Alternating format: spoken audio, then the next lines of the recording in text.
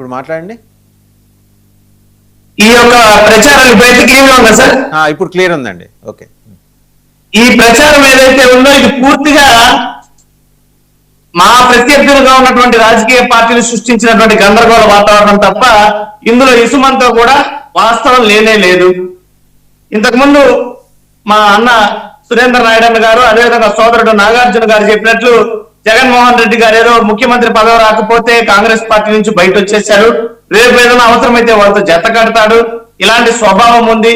మరో ఇప్పుడు సురేంద్ర అన్న మాట్లాడుతూ కాంగ్రెస్ భావజాలం ఉన్నటువంటి వ్యక్తే కదా జగన్మోహన్ రెడ్డి గారు అని మాట్లాడారు. అసలు తెలుగుదేశం పార్టీ నుంచి అధినేత, రాష్ట్ర ముఖ్యమంత్రి ఏ పార్టీ భావజాలం కలిగినటువంటి వ్యక్తి? కాంగ్రెస్ పార్టీ నుంచి వచ్చినటువంటి వ్యక్తి కదా ఇప్పుడు తెలుగుదేశం పార్టీలో ముఖ్యమంత్రిగా ఉన్నారు. ఆయన అనువనున కాంగ్రెస్ భావజాలం ఉన్నటువంటి వ్యక్తి కాదా? చంద్రబాబు నాయుడు గారు 1995 ఆనాడు తెలుగుదేశం పార్టీ సంక్షోభంలో ముఖ్యమంత్రి అయింది తప్ప మరి 1999 కానీ 2014 కానీ 2024 కానీ ఏ పార్టీతో అయినా పొత్తు లేకుండా ముఖ్యమంత్రి అయినటువంటి సందర్భం ఉందా?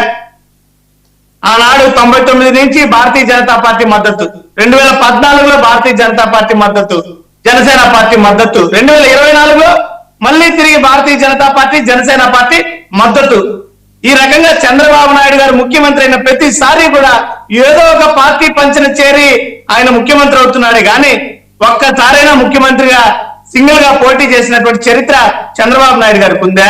మళ్ళీ వీళ్ళు జగన్మోహన్ రెడ్డి గారిని విమర్శించడం. జగన్మోహన్ రెడ్డి గారు ఒక్కసారి ముఖ్యమంత్రిగా అయినప్పుడే ఏ పార్టీ అవసరం లేకుండా కూడా ప్రజాదరణతో ముఖ్యమంత్రి అయినటువంటి వ్యక్తి. మరి అనేక 2014లో కానీ ఆయన ఓటమి పాలవుతారు, ఇలాంటి తప్పుడు వాగ్దానాలు ఇవ్వాలంటే కూడా తప్పుడు హామీలు ఇవ్వనటువంటి పరిస్థితి. చంద్రబాబు నాయుడు గారు రాజకీయ అవసరాల కోసం ఏ పార్టీతో అయినా చేరగలిగినటువంటి స్వభావం ఉంది, కానీ జగన్మోహన్ రెడ్డి గారు ఆ రకంగా కాదు.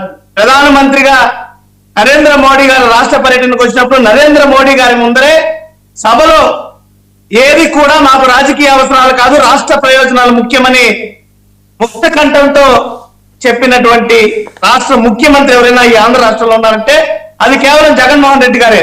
రాష్ట్ర ప్రయోజనాలకు మించి రాజకీయం చేయమని. పరిస్థితికి వద్దాం సార్. ఇంతకు ఎవరు ఫోన్ చేశారు అది చెప్పండి సార్, నేరుగా అడుగుతున్నాను. అసలు అది అలాంటి వార్తనే సత్యం కాదు, సత్య దూరం. అది అలాంటి చర్చలు జరగలేదు.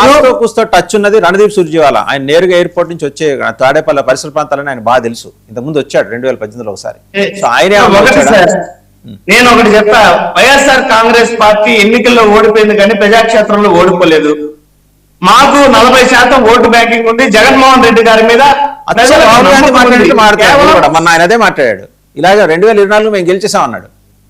నేను ఒక మాట సార్, నేను ఇప్పుడు ప్రజలు ఈ యొక్క 3 పార్టీలు చేసినటువంటి ఈ అబద్ధపు హామీల పట్ల ఆకర్షితులయ్యారే కానీ జగన్మోహన్ రెడ్డి గారిని వ్యతిరేకించలేదు. జగన్మోహన్ రెడ్డి గారి కన్నా అద్భుత సంక్షేమం అనే మాట పదే అదే ఈ 3 పార్టీలు చెప్పడం వలన జగన్మోహన్ రెడ్డి గారిని దాటడానికైనా వీళ్ళు సంక్షేమం చేస్తారేమో అన్నటువంటి ఆశాభావంతో ఈ రోజు వాళ్ళకి ఓటు వేశారే తప్ప జగన్మోహన్ రెడ్డి గారిని విమర్శించో లేదా వ్యతిరేకించో ఓడించినటువంటి ఓటమి కాదు ఇది. మేము ముమ్మాటికి కూడా అధికారం కోల్పోయినా ఇప్పటికీ కూడా ఈ కూటమి ప్రభుత్వం చేస్తున్నటువంటి ప్రజా వ్యతిరేక విధానాల పట్ల నిరంతరం పోరాటం చేస్తున్నాం. ఇందాక సురేంద్ర నాయుడు గారు చెప్పారు, మేము అద్భుతం చేస్తున్నాము, అద్భుతాలు సృష్టించబోతాం రాబోయే. ఏం చేయాలి? 2 ఏళ్లుగా ఇప్పటికి 2 ఏళ్ళు అవుతుంటే కనీసం మేనిఫెస్టో మన హెలికాప్టర్ లో వస్తూ చదువుకున్నానన్నారు చంద్రబాబు నాయుడు గారు. ఎన్నికలకి ప్రజలకు ఇచ్చినటువంటి హామీలని ఆయనకే గుర్తు లేకపోతే ఆయనే చదువుకొని రావాల్సి వస్తే ఇది ఏ రకమైనటువంటి పాలన అనుకోవాలి?